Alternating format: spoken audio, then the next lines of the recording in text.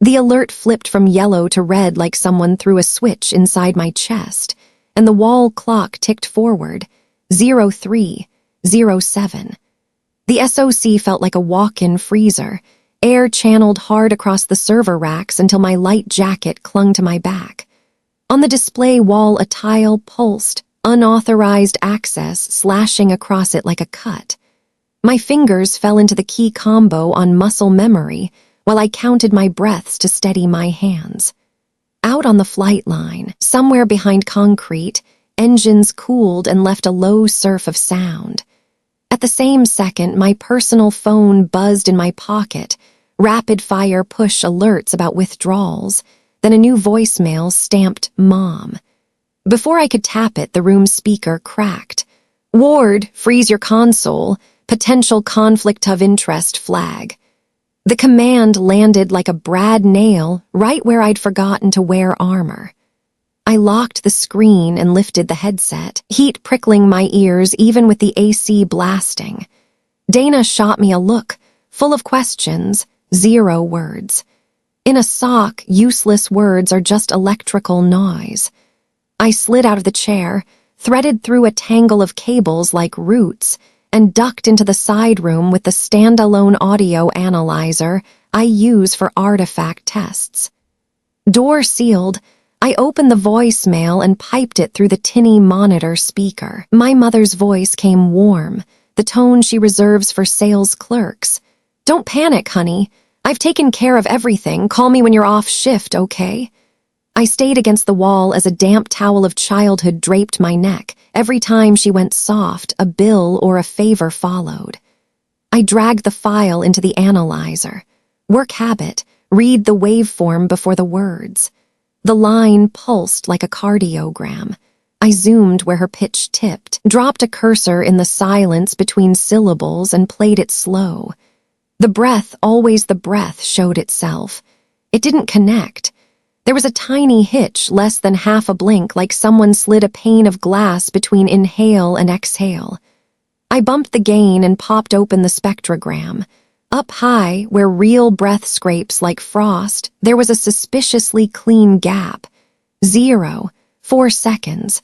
The number riveted into my skull. Years of flightline tinnitus taught me to count the space between human breathing and a turbine's metal drone. I don't believe in saints. I believe in cadence. The SOC chime ran an escalation trill. I typed a quick note and screen-grabbed the spectrogram to a temp folder. With my other hand, I opened the bank app, and my eyes hit $0, like a fist through glass. That account was my set and forget. Now it was empty, 3 pulls, 3 IPs, same 03, 0503, 07 window. I scrolled and smacked straight into a line I'd never seen. Power of attorney authorization on file. My lungs stalled. Last year, pre-deployment, one frantic afternoon of signatures so my mother could keep the lights on while I went dark for weeks. I'd promised myself I'd revoke it the day I got back. Coming home days have a way of being nothing but laundry. I eased the door and met Dana in the hall. Everything in the SOC smelled lightly of ozone and new cable. Hail from OSI wants you off the console 15 minutes, Ward, she said. I nodded, no debate. I need 5 with an audio file, I whispered. She got it, bobbed once. In the corner CCTV, I caught a warped reflection of my own outline. This is the kind of room where every mistake gets magnified. Back at the analyzer, I put on cans and replayed the message. I dropped in a breath analysis plugin I jokingly call a mechanic stethoscope, the one that lets me hear cylinders, not the radio. This time I listened to my mother's voice with a tech's ear, not a daughter's. The breaths broke their line. Tongue clicks were sterile. At the last word, there's a stray microsecond before the /m/ in mom clamps shut, as if someone snapped an off-the-shelf phoneme on the end. I bit my lip to keep my hands from shaking. I ran it 3 times at 3 speeds, every time the 0. 4-second hole hung there, shameless between 2 poles. I grabbed my phone to export the file and glanced at the clock. 03:12. 5 minutes from 03:07, but it felt like a tour. I hit share. The screen went black, flashed the manufacturer logo, then this ice-cold line. This device has been remotely locked for your security. Someone triggered a remote lock, maybe the bank, maybe another hand. In the next room, hurried footsteps, a chair skidding. I looked back at the spectrogram still glowing, those violet breath ghosts lit like fireflies trapped in a jar. I understood I was holding a thread, and whoever was outside had just realized it too. The wind hissed along the barracks as I cut across the lot, mist sanding my face raw. The sign at the gate glowed 04:18. I badged the dorm door. The reader chirped green and the corridor came up in a soft, hospital yellow wash.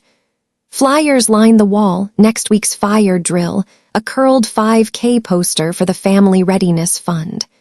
My room waited, square, spare. A hospital-cornered bed, a desk tight to the wall, and the tin cubby of interoffice mail mounted just inside. In it, a cream envelope postmarked a few weeks back, one corner lifting my mother's round schoolteacher script. For Alina, important. I cracked it open and the smell hit, notary ink and copier paper, familiar enough to knot my stomach. Inside, a power of attorney stamped and sealed, my full name, ID, effective date matching the week I left on deployment. Net 10. Authorities bolded. To manage bank accounts, utilities, housing, and legal notices. I didn't remember giving bank accounts that much leash. I remembered a frantic pre-flight afternoon, my mother pressing, "Sign it, honey, just to keep the lights on." I remembered the leasing office window reflecting the sweat on my forehead like an oil slick. Those memories were concrete and slippery at the same time, like roots under poured slab. My phone was still remote locked. I opened my laptop, used a secondary token, and logged into the bank. The number landed like ice, $000. Recent activity stacked 3 drains, each flagged verified by phone, with POA on file clipped to the end. I clicked through to contacts and pulled the call transcript the bank keeps in the cloud. Lots of little logs and one long call, 0712. I hit play. In my headset the line hissed, that long road fluorescent buzz. My voice answered security prompts. First pet, dad's favorite food, and the phrase my mother used to tell me before school. I sat up straight. I have never used those as questions. I build random strings and park them in a manager, but family knows. Family thinks secrets are communal property. I dumped the entire package to an encrypted drive and tagged it breach origin, adding 03:07 in the notes. With my other hand, I picked up the desk phone and called OSI. Night shift intake patched me to S.A. Marcus Hale, his voice thick with caffeine, paced like survey stakes in the ground. "Ward, you're off the console." "I am. I've got evidence. A call transcript and a voicemail I believe is a deepfake. There's a 4-second breath artifact. No praise, no surprise. Hold everything steady. Don't touch a thing, I'll be at your dorm in 10. I looked at the clock, 04:24. Copy. Waiting, I pulled a chair in and snapped on the desk lamp. The room hummed with HVAC like far surf. I printed the POA and ran a highlighter slash through the powers. A greasy yellow stripe right across bank. I wondered if the notary looked me in the eyes that day or just at a flight schedule. I wondered why I believed anything could wait for homecoming.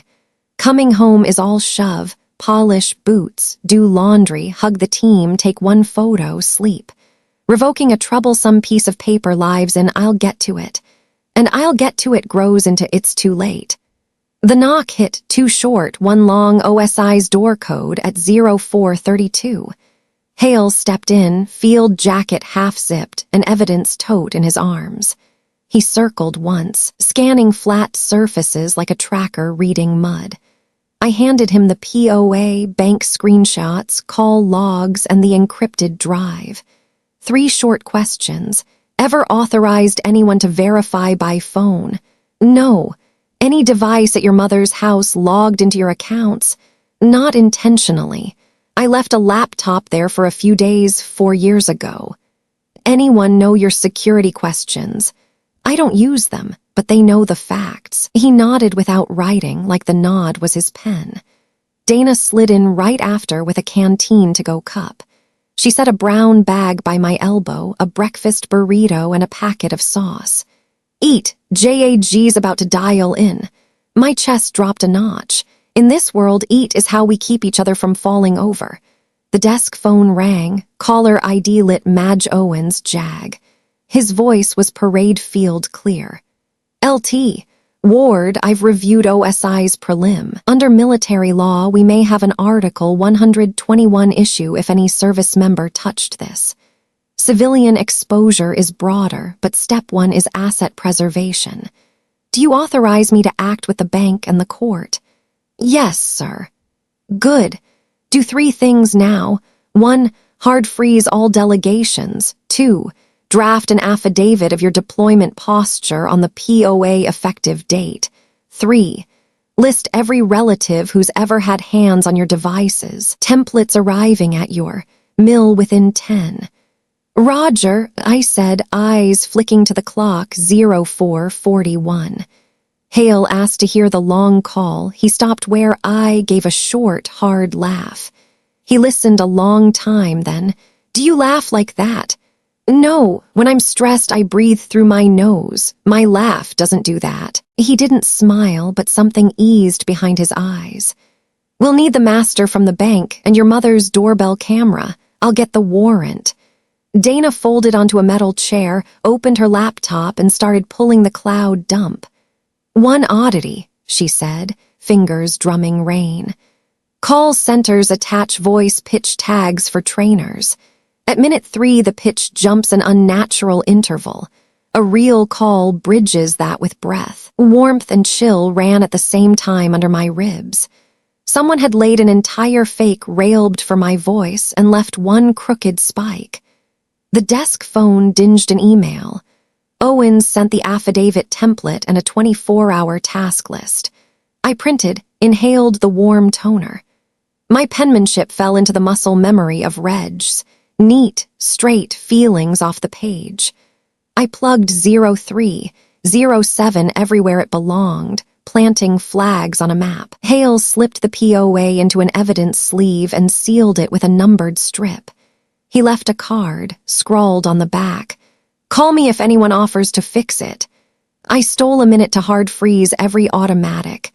The spinner turned and returned a cool request received. I knew bigger gears were spinning. Legal fraud ops, the anonymous hands deciding whether I was victim or accomplice.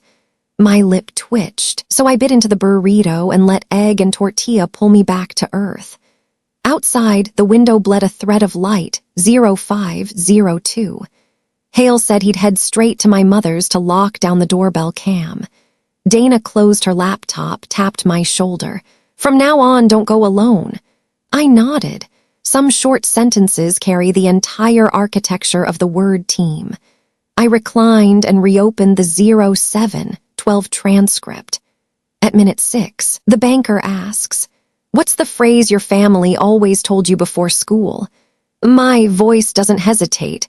"Don't embarrass your mother." I froze. My mother never joked with that line. She laid it down like statute. A stone lodged in my throat. I hit pause and let the room go silent for a full beat. That's a detail only family knows. And there it sat like a fingerprint pressed into my file. I looked into the mirror strip on the wardrobe, my reflection fogged from the coffee. On the far side of that glass waited a courtroom in the near future, questions, exhibits on a screen. I didn't know if I was ready to hear a whole room spell my life out loud. I knew I wasn't running. I wrote a final line in the affidavit. At 0307, while on duty at the SOC, I became aware of unauthorized access and simultaneous withdrawals, verified by a phone call that used personal family phrases I did not authorize. I set the pen down and breathed out, continuous, with the rasp of fatigue and real. At 0520, as the dorm window shifted from ink blue to a thin wash of gray, I set the pen down and closed the affidavit. My eyes still burned from the fluorescent glare. I tipped my head against the chair, shut my eyes for 10 seconds, and that line came back like a key turning an old lock. Don't embarrass your mother. I didn't want to go there, but memory has a way of driving without asking permission. So I went back to the lake town, where every summer smelled like gasoline braided with water, and the crickets sang so steadily people mistook themselves for machines. I was 16 when the post office still taped up help wanted signs, and the bait shop by the marina kept rioting, Wi-Fi down again on a squeaky whiteboard. The owner, Barrel Belly, hands forever shrimp brined, handed me a chipped Netgear modem like a man passing off a sick hen. I crouched behind the counter, knees pinning the power strip, sweat dotting a cheap carpet. The ceiling fan ticked like a metronome. Loose power, stale firmware, DNS hijacked by some junk app. I reset, flashed, said a long passphrase, killed WPS, hands moving the way a soldier's feet know the drill. When the Wi-Fi lit, he slid me $10 and a sweating can of Dr. Pepper. I took a long pull and listened to the fizz pop under my tongue like pocket fireworks. Home back then was a ground floor unit facing a Walmart lot, a window half blocked by cattails from the lake. In summer the window AC droned. My mother's cigarette smoke hung in the curtains like old weather. Men came and went at the speed people flipped channels. One brought axle grease, one brought cheap aftershave, one brought a half-drunk laugh at 22, 30. Every time I came home with a few crumpled bills, my mother would look and say, "Don't embarrass your mother," as if my money were a closing argument for her dignity. I didn't argue. In a small town, dignity is something people mention at church and forget in the parking lot. My sister was 18, loved me in the skittish way of someone who's always afraid there won't be a chair for her at dinner. Some nights she'd hug me from behind while I recited an old NIC and ask, "When are you leaving this place?" I'd say, "When I've got the scores, the paperwork, and that recruiter at the community center at 14:00 on Thursday." She'd nod like I was telling her about a fairy tale. The next day, she'd borrow my ID to get into a bar and whisper, "Don't embarrass your mother." The phrase was a rubber band, snapping my wrist every time I tried to do something without her name on it. I still remember the recruiter's call, a man's voice with a low, steady range like the rudder on a ferry.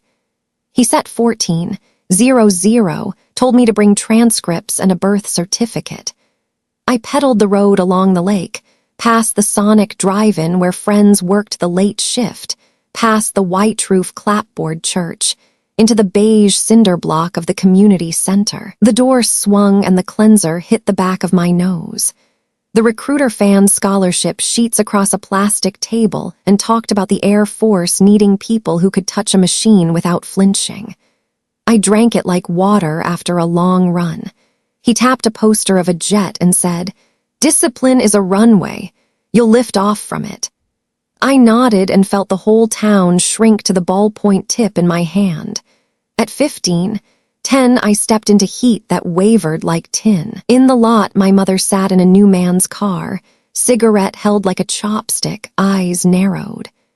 "Don't embarrass your mother," she said. She didn't ask what I'd signed or what the scholarship meant. I watched myself in the window, 16, hair tied tight, eyes the color of lake water when the sky goes dull. That line became our house password in the way no one admits.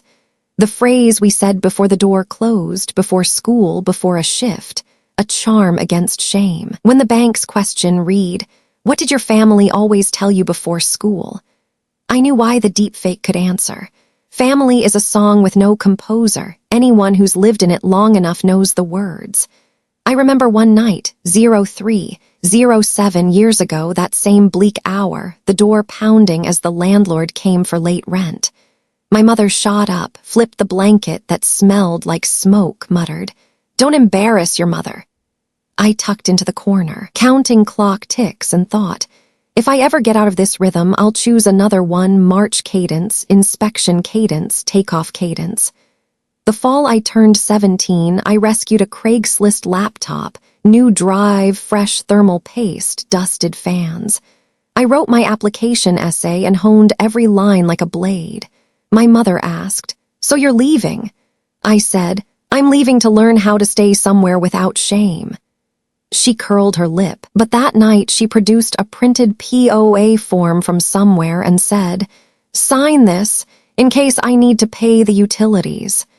The words bank accounts were bolded. "Just utilities, right?" I asked. She nodded. Her silver chain clicked against her front teeth. I signed. The paper vanished like a coin tossed into the lake. I told myself I'd revoke it soon. Soon is how people mortgage the present to the future. The day I left town, it rained sideways. At 06:45, the bus to MEPS pulled up to the community center. My sister hugged me, cheap shampoo and salt tears. My mother stood 2 paces back, smoothing my bangs like retouching a photo. "Don't embarrass your mother," she said, stamping the final seal. I climbed aboard without looking back. The wipers knocked time on the glass, and I took a long breath and pretended I was already in a cockpit where everything has a checklist.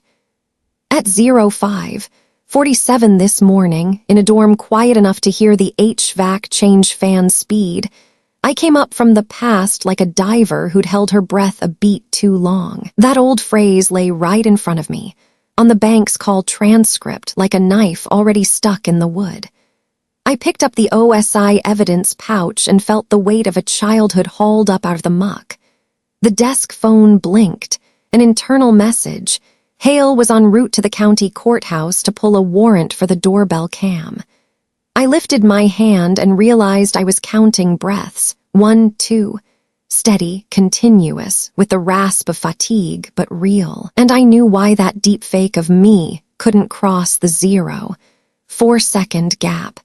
It didn't grow up in an apartment by a parking lot, didn't learn to hear the AC lay over lake water, didn't inhale at the sound of those 3 words and exhale without falling apart. It doesn't know how to stay. I do. And I'm going to use that, my own cadence, to haul this whole thing back to the side of truth. By 11:40, my stomach was tuning an AM station with bad reception. Langley at lunchtime has its own cadence. Plastic trays shushing along metal rails, the crack of an ice bin lid, the drift of grilled chicken and black pepper in air cold enough to feel clinical. Dana and I queued up, private in front overbuilding a salad, a gaggle of crew chiefs behind us laughing about grease on a swash plate. "What do you want?" Dana asked. "Anything I can chew that doesn't taste like POA. I said. She grinned, ordered 2 chicken plates and cornbread, and slid the tray down to the glass where a hair-netted server handed out dishes like evidence bags. We took a table by the window with a sliver view of the flight line and the flagpole. A jet's shadow smudged the thin sky like a green ink streak. When I'm wound tight, I count name tapes walking through the canteen gate, my daytime version of breath counting. Dana speared a bite. "What's Hale say?" "Waiting on a warrant for my mother's doorbell cam. Owens is leaning on the bank. As for the SOC," I stopped when my mill phone buzzed. Security sent a link. "Hallway cam logs from 03:02:03:08 plus an AI motion tag." Red note. "Subject female departing at 03:05 from SOC South Hallway." The video opened in that washed-out green a cheap camera makes, but it was enough. A woman moving quick, narrow shoulders, high ponytail like she had something in a jacket pocket. From the low angle, her stride looked familiar enough to pucker my skin. Dana leaned into the screen, her hand soap smelled like licorice. I froze a frame where a reflection skimmed a side door window. An ear curve, a cheekbone, a line of neck. My brain produced a Dana cutout by reflex. "Looks like you," I blurted. She didn't flinch, just exhaled, set down her fork. For 2 seconds, I hated my suspicion the way I hate the tinnitus that hums after a night shift. "Run it from the top," she said. We watched 3 times. Second pass, I muted the squeak of soles on vinyl. Third, I set the breech clock beside it. 03, 05, the woman clears the south hall. 03, 07, the breech panel goes red. Proximity like that makes the nerves at your nape go taut and then twang. "What do you think?" Dana asked, voice level, eyes too calm. I know that calm, a thin pad that keeps things from shattering. I breathed and nodded toward the door. "I think we have to prove it isn't you in a way that leaves no one room to keep looking at you." She shrugged. "Start with access logs." My shift ended 02:50. I badged out the north door, not the south hall.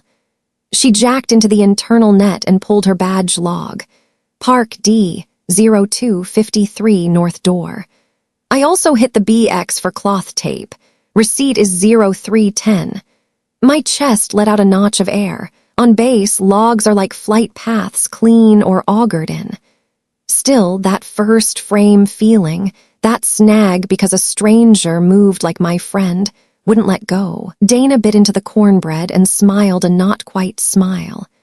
"Let me doubt me the way you just did, but we're not letting anyone else turn that doubt into leverage." I nodded, grateful for the bluntness. It's what I hunt for in the military. People don't stab you in the back, they set the knife on the table. Hale hit the canteen at 12:05, zipper up to his throat, a clear evidence tote under his arm like he just swum a river of code. He sat, skipped food, parked the box between our messy trays. "You saw the hall clip." I nodded. "Good, anything that can be read against you will be, unless we beat it with a timeline. Security confirms. Guard shift clears 02:45, a tech group walks by 02:58, unknown female at 03:05 heading toward the south elevator." Dana slid her badge log across, steady. "North door at 02:53, BX receipt at 03:10. Hale gave it a single glance. "I'll add it." We ate 2 more bites between broken sentences. Hale popped the tote and pulled a zip bag with a freeze frame from my mother's doorbell. He set it face down. "Before you look, this is a preview only. Full clip and metadata on the warrant, but this is enough for one move." My palms warmed. "Timestamp, 03:07, he said and flipped the photo. The image was muddy, but the porch light over my mother's door was as familiar as a bruise, yellow bulb bleeding a watery halo. At the edge, 2 figures in light jackets. The one closest to the door had an arm up, either to knock or swipe something on the glass. In the glass, a small rounded rectangle reflected, my CAC. I could see the nick in the top left corner only I would recognize from clipping it to a key ring my first deployment. Fear and calm met in my ribs, building that bridged between buildings feeling, one wrong step and you're gone. Hale slid over a blown-up crop and tapped the second figure. Relative height to the door, hairline, shoulders.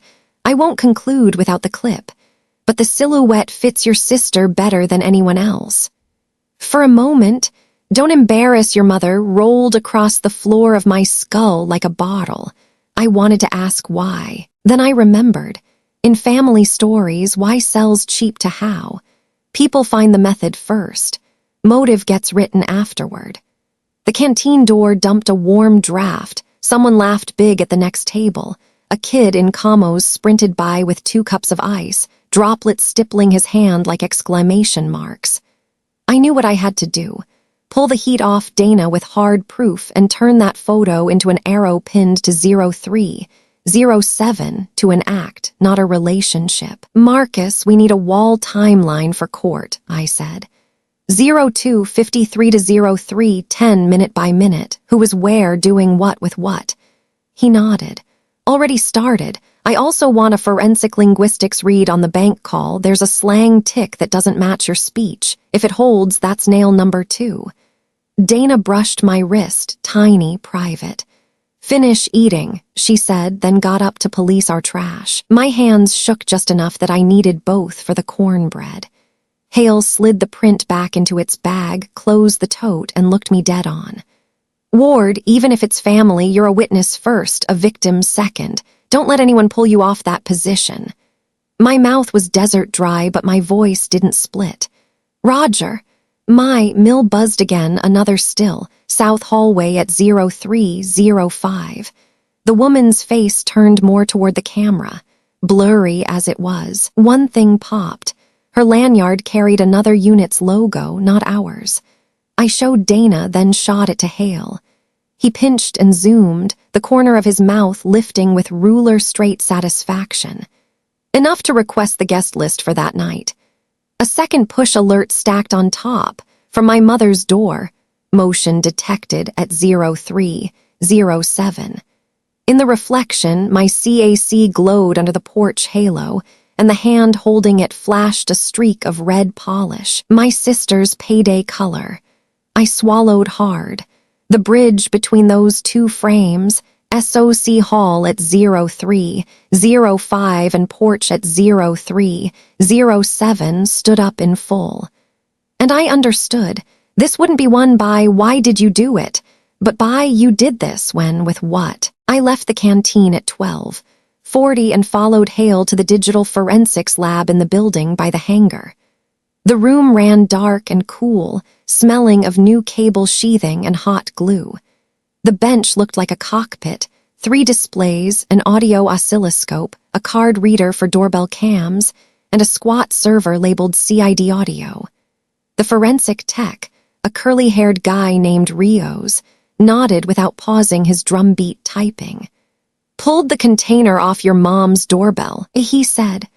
"Original clip, full metadata, timestamp 03:07:19, NTP aligned, no splice marks, and this." He plugged in cans and handed me one cup. The porch sounded like a living creature. Crickets, a lazy refrigerator hum bleeding through the door. Keys clinked. A low female voice tried a hushed command, the vowel splayed at the end the way my sister does when she whispers but still wants control. Then something slid across glass, that plush plastic CAC whisper. I flinched when the tiny rasp of my card's nicked corner scratched a beat. "Do we have a reflection?" I asked. Rios punched exposure points and zoomed. In the pane, the card caught the porch's sodium wash, top left chip out like a scar.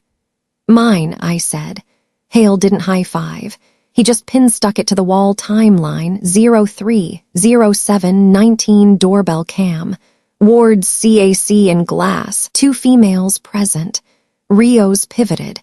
"Bank call next. I've got the lossless." WAV from their archive, Owens pushed it down a coordination channel. He threw the file up, the spectrogram bloomed like weather radar. "Breath artifact at the high bands," he said, drilling into lavender smoke. "Human breath carries micro-variation from the diaphragm. Off-the-shelf deepfakes flatten the airway." He overlaid a micro-jitter tool, white snow ticked. "Here," he tapped. "They've low-passed above 8 kHz, leaving a 0. 4-second dead zone that doesn't match mouth movement." I shut my eyes and was back in that apartment by the lot, AC droning over lake water, the way a real body always has edges. Machines are mirror flat. "What else?" Hale asked. Rios had that look you get when the puzzle clicks. "Forensic linguistics. At 03:21, the Alina voice uses you guys twice as filler. In the 12 months of legit calls you sent me, you say you all or drop group pronouns when you're under stress.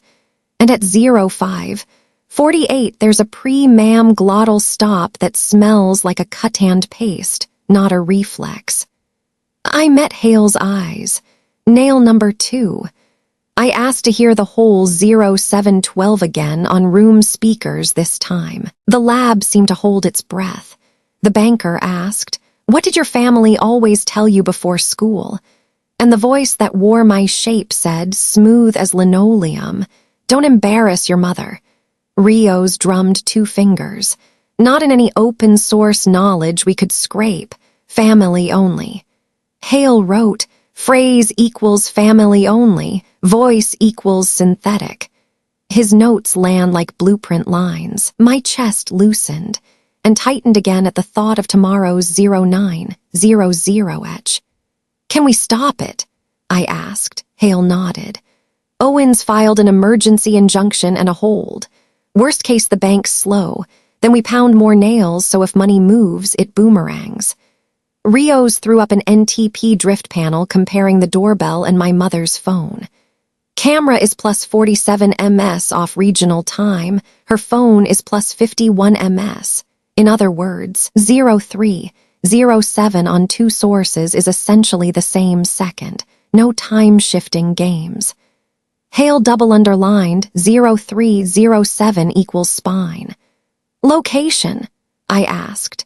Rios flicked to a map, a small GPS triangle.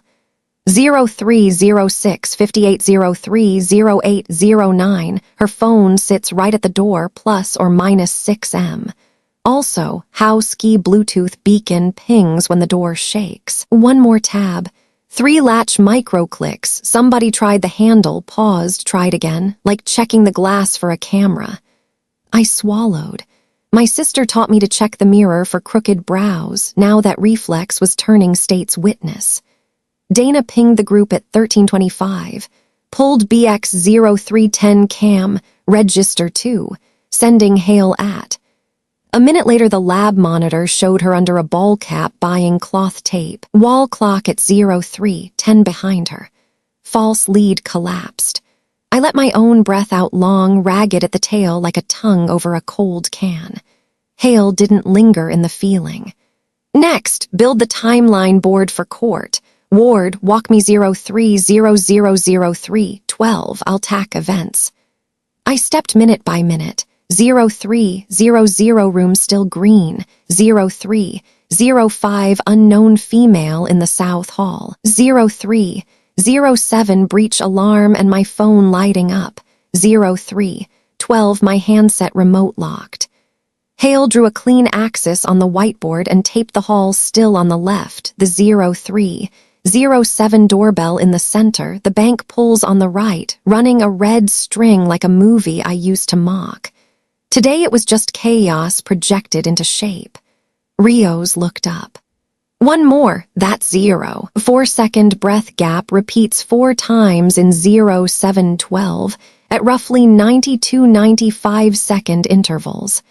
Classic batch synthesis, short voice grains laid in loops, not real-time bot work. Hale's laugh was dry, so this was prepped. I pressed my lips. Prep means plan. Plan means knowing my schedule. Knowing my schedule means family. At 14:10, Owens came up on video, office bright with flags and a plaque that read Duty Honor LAW. "Stipulation from the bank," he said. "They concede the verification call likely used synthetic speech. Temporary hold is live, but ACH is still scheduled. If payments doesn't hit the kill switch by 0900, funds may jump and then get clawed back." He folded me in with a look. "We'll make it. I want one more nail, physical." Rios rewound the doorbell. "Physical, we can pull sweat prints off the glass if locals move now." Hale was ahead of him. "Already called it in. County deputy is en route to seal the scene. I need your statement that your CAC wasn't at your mother's before 22:00 last night." "It wasn't," I said. "It lives in my wallet. Only exception is SOC. Last night. Wallet. Wallet where?" "Lockbox in the SOC side room. I have a 0300 pull log." Dana fired the log photo. Hale pinned it to the board. I asked for 5 minutes alone. The room dimmed to fans breathing. I pictured my mother and sister on that porch at 0307 standing outside a decision. I pictured me at some other 0307, knees to a wall while a landlord hammered a fist. Same minute, different people. I went back to the table. The drama doesn't get to eat the job. Rios, I said, can you overlay my real breathing against the artifact? He nodded. If you read a standard. I leaned into the mic and gave the line every airman knows. The quick brown fox jumps over the lazy dog, then a vanilla internal email sentence, then I whispered our old line. Don't embarrass your mother. In my own ears, my breath rasped soft through my nose, real. Rios ran it, stacked the maps. My voice showed asymmetric jitter, breath ridges in the 1012 kHz band, the deepfake gleamed like a just-mopped floor. Hale tapped the board. Nail 3. At 14:55, a ping from the deputy, doorbell seized, prints lifted, fresh sweat on the glass edge, heading to the lab. Hale turned to me. Ward, ready to sign an affidavit supplement for the voice sample and your CAC. Yes, sir. Owens slid back in with a short order, and prep for a TRO hearing at 16:30. Hit 3 points. 10307 is the spine. 2, the voice clone shows premeditation. 3, you authorized nothing. I nodded. The clock beat matched my pulse. I wasn't shaking. I was tightening bolts on a suspension bridge, knowing 0900 tomorrow sits on the far bank and we don't get to miss a turn. Before we left the lab, Dana slipped a challenge coin into my palm. 0307 scratched on with a hobby engraver. Pocket this for court, she said, to remember the minute you picked your side. The metal was cool. Rios capped his cases. Hale lifted the tote. We stepped into afternoon sun that smelled like new-cut grass. The flag rope flicked once. Somewhere a jet waited to taxi. I was waiting on 16:30 to turn 0307 into a smoking gun no one could walk back. I thumbed the challenge coin etched 0307 before stepping through security. 16:24. The courthouse hallway smelled like varnished wood and old paper, like a coat an elder wears that always knows where it's going. Owens walked point, even stride. Hale carried the evidence box. Dana drifted half a step behind me, fingertips brushing my elbow like a handrail. Courtroom 3B opened. High ceiling, seal, flags, a wall clock ticking loud enough to grade posture. I took the plaintiff's seat. The oak chair graded mine. 16:30, the judge came in. We rose. When we sat, I could hear my breathing fall exactly on the second hand. No stutter, no waste. Owens kept it tight. Your Honor, we're seeking a temporary restraining order to stop a 0900 ACH tomorrow and to preserve evidence of identity fraud. 3 pillars. The 0307 timeline, synthetic audio with a breath artifact and physical proof. The CAC reflection belonging to First Lieutenant Ward. He clipped my name like a pin. Opposing counsel, hired in a hurry if you asked me, slid up smooth as radio. The family simply managed her accounts under a POA. There's no evidence of malice. I saw my mother on the back bench, hair in a bun, lips pressed, that Churchill dignity she could put on like a shawl. My sister sat beside her, red nails cinched around a phone. I kept my eyes front. Hale ran the timeline first, a whiteboard strung in red like a battle map. He tacked up the 0305 South Hall still, the 0307 doorbell frame, the bank transfers stamped 03070308. 3 independent sources, NTP aligned within 60 ms, he said, knuckles tapping time. At 030719, the doorbell camera captures LT Ward's CAC reflected in the glass. In that same minute, the bank verifies a voice call, then funds leave the victim's account. A low wave of whisper rolled the benches. Then Rios, our forensic tech, came up with one ear cup on. He asked for room audio. This is the bank's lossless. WAV starting at 0250. My voice filled the room, close enough to salt a wound, wrong enough to cut clean. Sterile silences, inhales poured through a funnel.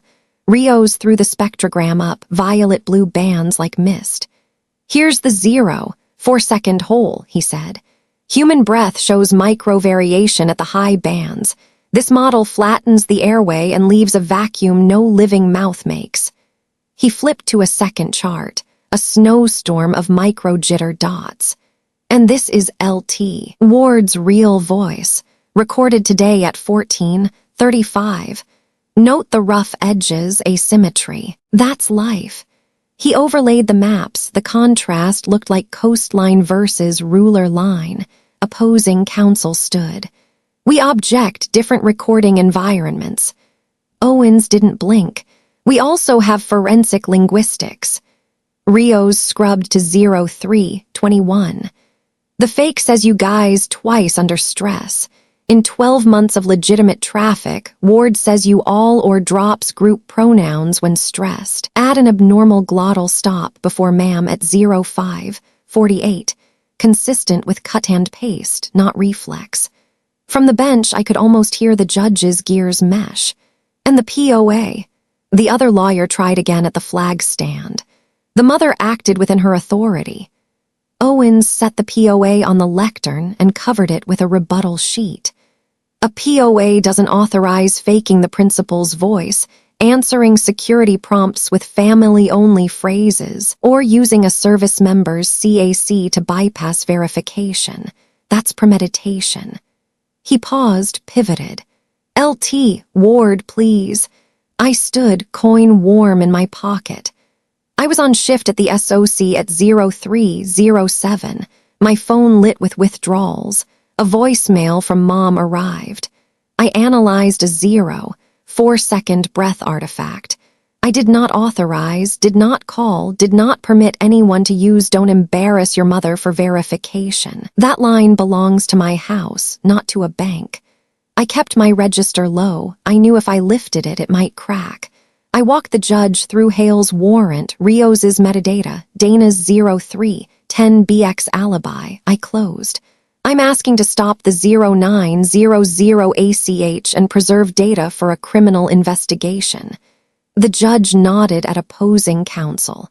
Response. He sidled to his table.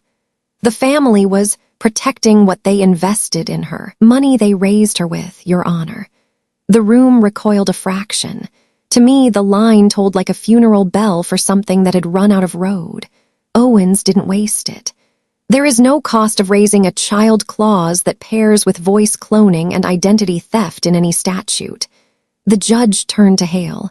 Physical evidence. Hale raised a zip bag. Fresh sweat on the doorbell glass lip, ion profile consistent with a hand just before the card swipe. We're matching prints with local records now. The judge. Good. I glanced back. My mother stared steady, eyes catching light. My sister dropped hers, red lacquer flashing thinly on her screen. 8-year-old me in the hot kitchen, 16 at the netgear, 17 over a POA. They all stood up inside me, then moved aside for the uniform I wear now. The judge adjusted his glasses, voice heavy and dry.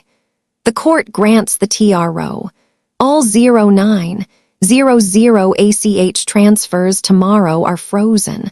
All relevant custodians are ordered to preserve data. The court further authorizes search warrants for any device used to generate synthetic speech. Parties are under a no-contact order with the plaintiff until further notice. He looked straight down the gallery. Given indications of premeditated identity fraud, the court directs U.S. Marshals to coordinate with investigators. Arrest warrants will issue upon biometric and metadata confirmation. For a second, the room lost its air. I didn't feel triumph.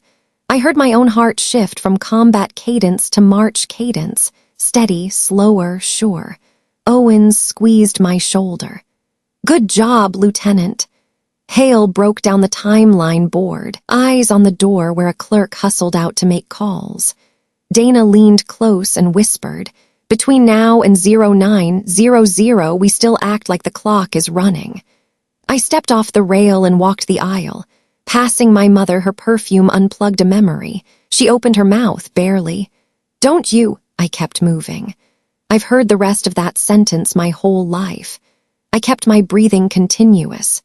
Out in the hall, the light slanted. The clock read 17:12. Hale took a call, listened, nodded. "Prelim Prince match." He looked up, no trumpet, just "warrant in progress."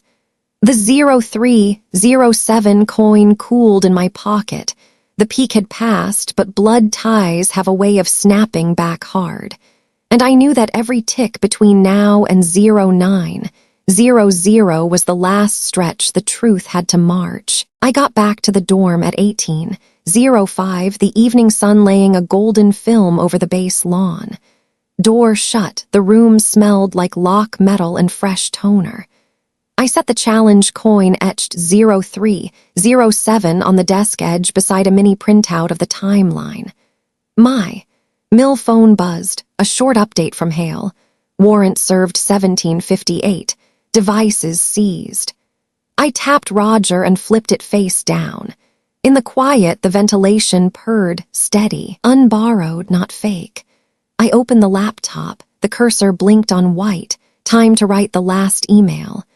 I typed my mother's address and a bare subject line. About tonight and what comes next.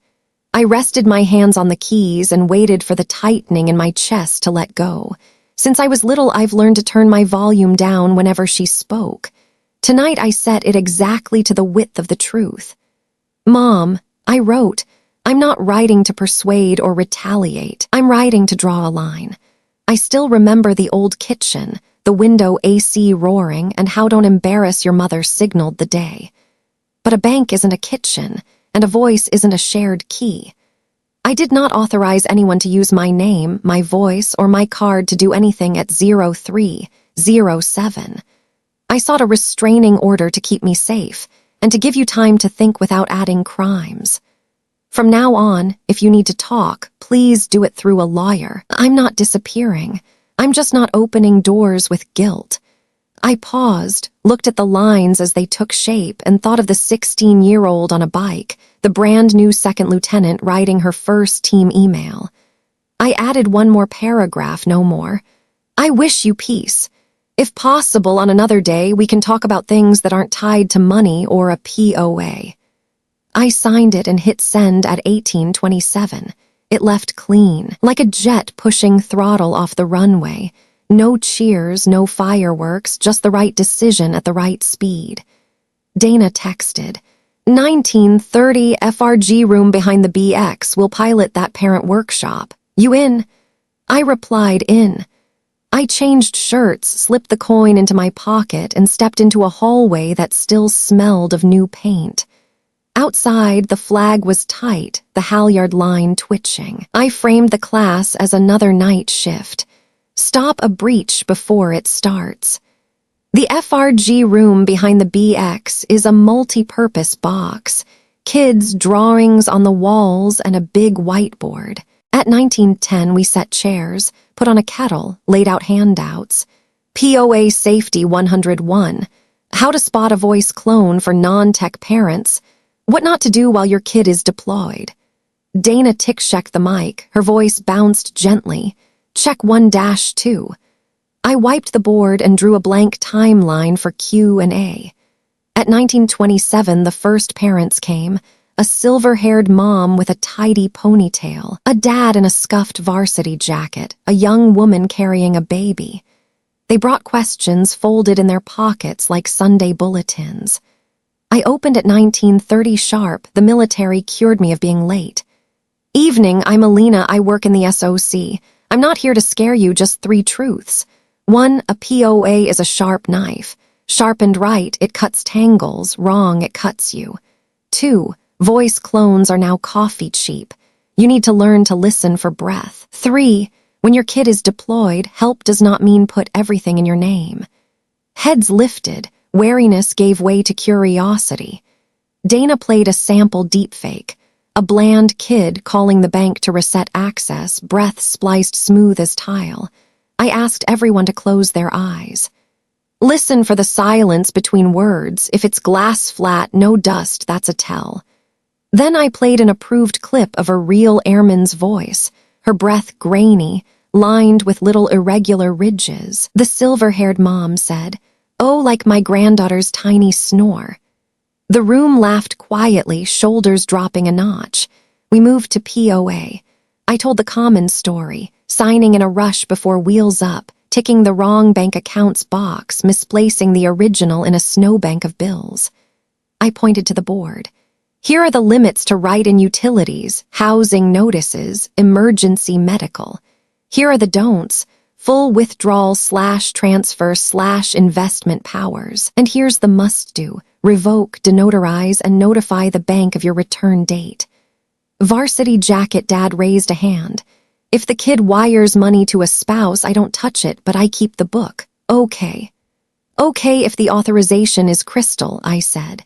Better yet, don't park money in a parent account. One person, one wallet. Love shouldn't have to pass through a login gate. A young mom asked, "What if someone calls, crying, says they're your child and stuck? What do you do?" Dana held up a checklist. Ask for a family code, a phrase only you two know. Avoid cliches anyone can guess. And most important, call back on a verified number, never the one flashing on your screen. I added, if your heart is ramming your ribs telling you to act now, inhale, count to 3, then dial. Scammers live off the seconds we surrender. Halfway through, my phone buzzed. Hail, Marshals coordinating, no approach order served. I nodded and kept teaching. I picked my story sparingly and more about doors adults open with good intentions without checking the hinges. I told the 0307 scene as an unnamed example. When I reached the part about the family phrase, my throat went dry, but my voice held. The silver-haired mom squeezed my shoulder after, as if apologizing to a daughter somewhere else. 2025, we opened the floor. A reservist brought his mom. She writes all her passwords in a notebook. Any tips? I smiled. Yes, switch to a long passphrase, a private line of poetry only you two know. Or use a password manager, but make the master key a story, not a birth date. He nodded. His mom nodded like a school of small fish. At 2055, we wrapped. Parents lined up to take the 0307 checklist. I named it that so it sticks.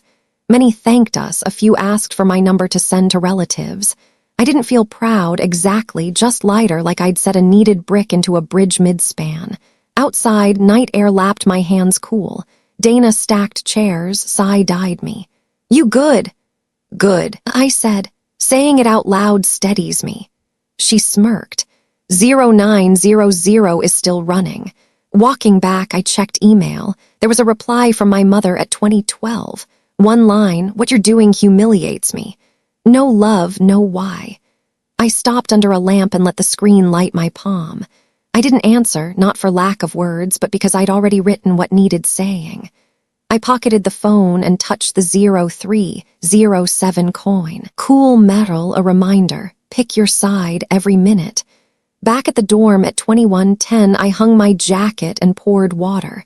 I sat, looked at the timeline, and added a slip.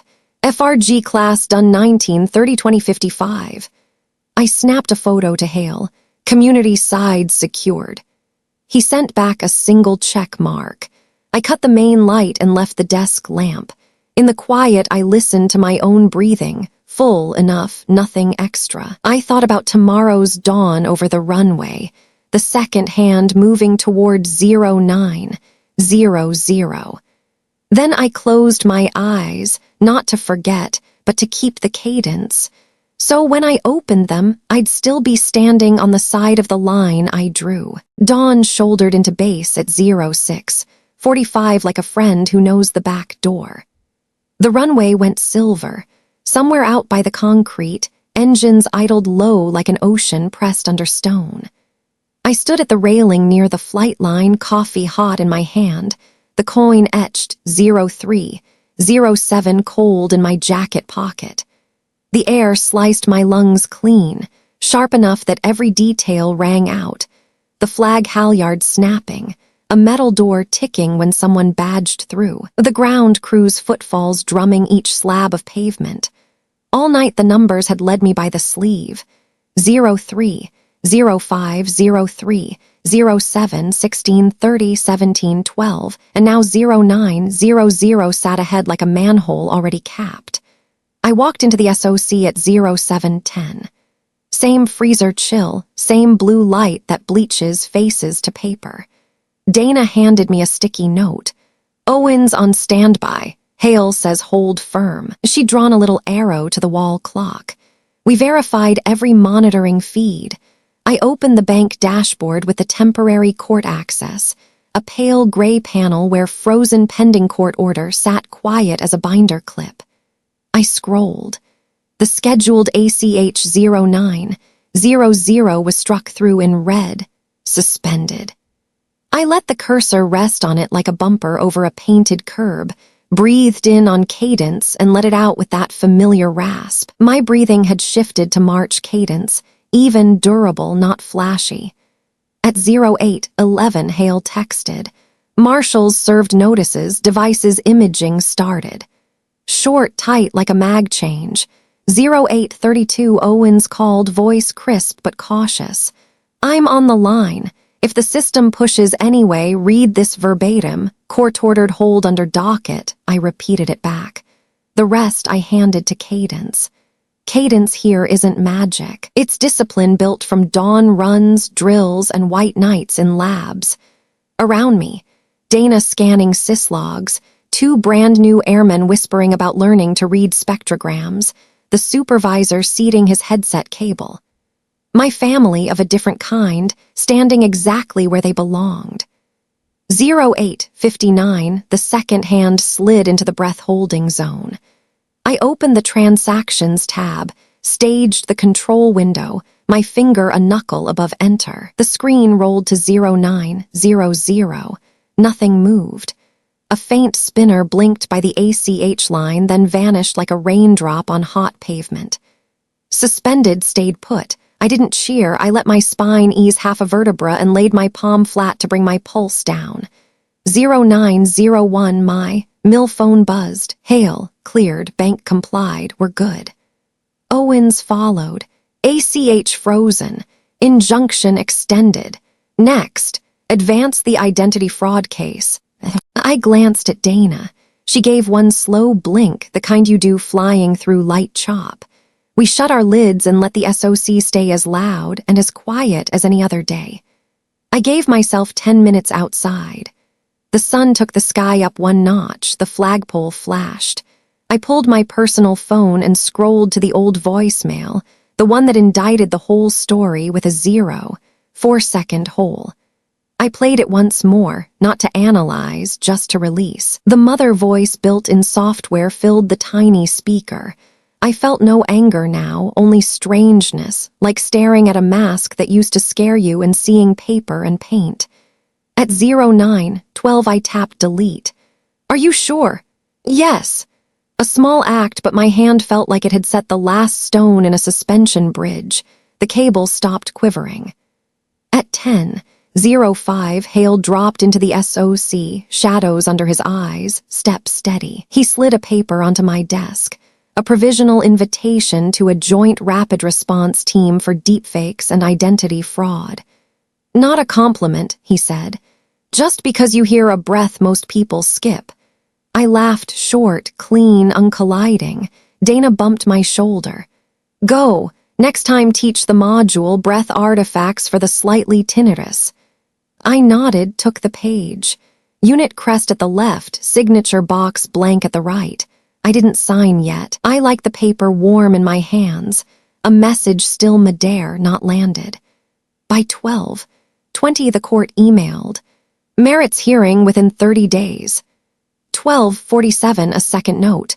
Post-crisis counseling recommended voluntary. I stared at both and thought of my mother's porch glass at 03.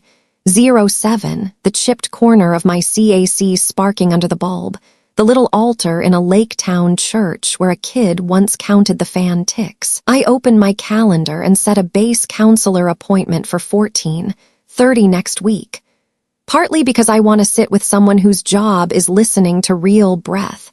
Partly because I don't want March cadence to harden into armor I never take off. Afternoon unspooled. At 16:10, Dana and I leaned on the canteen balcony overlooking the runway.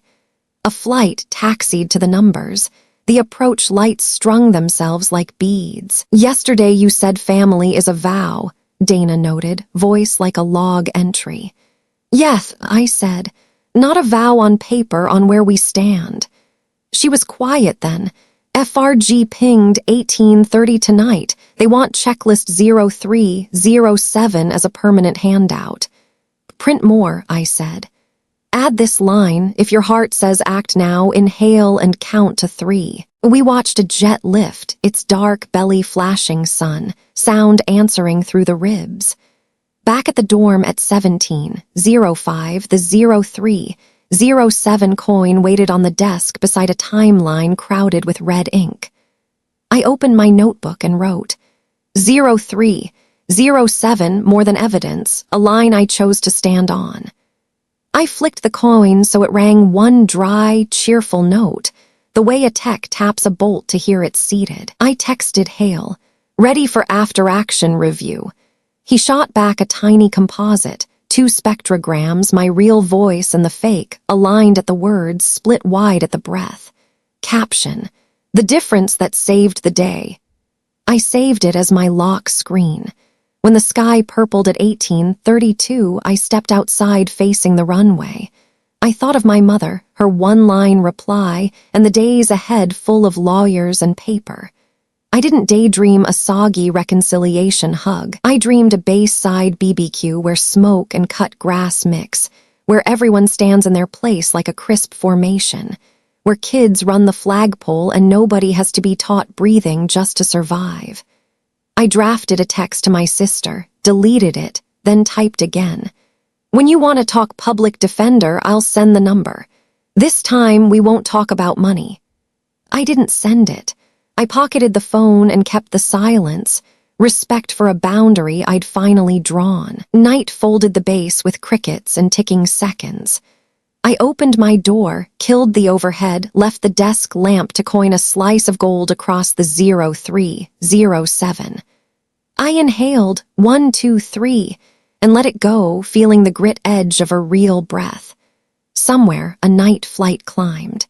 Here, I set my palm on the coin and knew, family is a vow, and I'm standing on the right side, among the people who look square into a 0, a 4-second gap, and refuse to let it speak for them.